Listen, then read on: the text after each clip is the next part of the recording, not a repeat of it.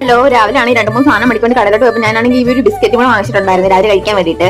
അപ്പൊ ആണെങ്കിൽ അത് കണ്ടപ്പോൾ അങ്ങനെ എന്നും എപ്പോഴും മേടിക്കുന്ന ബിസ്ക്കറ്റ് അല്ലായിരുന്നു, കാരണം അതിന് 50 രൂപയായിരുന്നല്ലോ വില. അപ്പൊ ആണെങ്കിൽ ഞാനാണെങ്കിൽ ഇപ്പം വില കുറവ് കണ്ടോണ്ടാണ് അത് വാങ്ങിച്ചത്.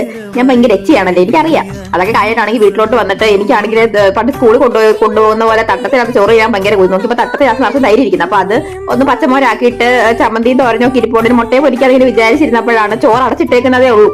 അപ്പൊ ആണെങ്കിൽ അമ്മ വീട്ടിലില്ല, അമ്മ പഞ്ചായത്തിൽ പോയപ്പോ. അപ്പൊ എനിക്കുള്ള ചോറും കറിയൊക്കെ വെച്ചിട്ടാണ് പോയത്, പക്ഷെ ചോറ് അടച്ചിട്ടേക്കുവാണെന്നുള്ള പ്രശ്നം മാത്രമേ ഉള്ളൂ. അപ്പൊ ആണെങ്കിൽ ഞാൻ തൈര് എടുത്തിട്ട് വീട്ടിൽ നിന്ന് ഞാൻ പറഞ്ഞിട്ടുണ്ടായിരുന്നല്ലോ ഒരു പച്ചമുളകിന്റെ കഥ, അതാണെങ്കിൽ കാന്താരി ആയിരുന്നു, അത് നല്ല മണം ഉണ്ടായിരുന്നു. പിന്നെ അത് 2 കീറിയിട്ടിട്ട് ഞാനാണെങ്കിൽ കുറച്ച് കരിയാപ്പല ഇട്ടിട്ട് അതങ്ങോട്ട് പുരട്ടി മാറ്റി വെച്ചിട്ടുണ്ടായിരുന്നു. നല്ല ടേസ്റ്റ് ഉള്ള തൈരായിരുന്നു. അപ്പൊ പിന്നെ ആണെങ്കിൽ കുറച്ച് പാത്രം കിടന്ന് അവിടെ കഴുകി വെച്ചു.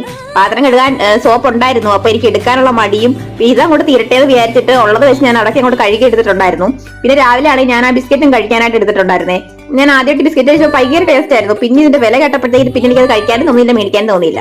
അപ്പൊ ആണെങ്കിൽ ഇപ്പൊ 54 രൂപയായിരുന്നു കാണിച്ചേക്കുന്നത്, ഇപ്പൊ അതിന് 45 രൂപയേ ആയിട്ടുള്ളൂ. അതൊക്കെ കഴിഞ്ഞിട്ടാണെങ്കിൽ ഞാനാണെങ്കിൽ ഇനി എനിക്കാണെങ്കിൽ തട്ടത്തിൽ ചോറൊക്കെ ആക്കണം. ഞാൻ എന്തുവായാലും വേറൊരു വീഡിയോ ഇടും. നിങ്ങൾ വിചാരിക്കുമായിരിക്കും 50 രൂപയ്ക്കും 40 രൂപയ്ക്കും കണക്ക് പറയാൻ നിനക്ക് നാണമില്ലേ ഇരിക്കുന്നത്? ഇല്ല.